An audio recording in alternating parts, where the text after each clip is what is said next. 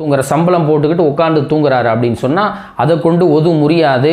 ஆனால் அந்த சம்பளம் போட்டு தூங்கிட்டே இருக்கிற பொழுது முன்னால் அப்படி சாஞ்சிட்டாரு. எந்த அளவு சாஞ்சிட்டாரு சொன்னால் தன்னுடைய பித்தட்டு அது காற்று பிரிகிறதுக்கு உள்ள முகாந்திரத்தை ஏற்படுத்துகிற அளவுக்கு சாஞ்சிட்டாரு அப்படின்னு சொன்னால் அவருடைய ஒது முறிகிறதுக்கு நிறைய வாய்ப்பு இருக்கிறது. அப்படி சாஞ்சிட்டாருன்னா ஒது முறிஞ்சிடும். என்ன பக்கத்தில் நடக்குது அப்படின்ற ஒரு உணர்வே இல்லாத அளவுக்கு ஒரு சிறு தூக்கம் ஏற்பட்டாலும் ஒது முறிஞ்சிடும். அதே மாதிரி பார்த்தீங்கன்னா பள்ளிவாசலில் ஜும்மாவில் பார்த்தீங்கன்னா அல்ஹம்துலில்லாஹ் பரக்கத்தாக என்ன பண்ணுவாங்க, சில பேர் செவுத்தோரமாக சாஞ்சி உட்காந்துக்குவாங்க.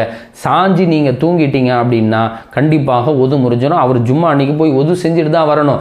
அப்படியே சாஞ்சி உட்காந்து தூங்கிட்டு அப்புறம் காமத்தை சொல்லும் போதோ அல்லது குத்துபா ஓதும் போதோ என்ன பண்ணுறாங்க, மக்கள் எழுந்திரிச்சு ஜும்மா தொழுகிறாங்க. வாரத்துக்கு ஒரு நாள் தொழுகிற ஆள்லாம் இருக்குது. அப்படிப்பட்டவர்களை என்ன செய்கிறாங்க, ஜும்மாவுடைய அந்த புனிதமான நாள் அன்னைக்கு நல்லா சக்கீனத்து ரஹமத் இறங்கக்கூடிய அந்த அழகான ஜும்மாவுடைய நாளில்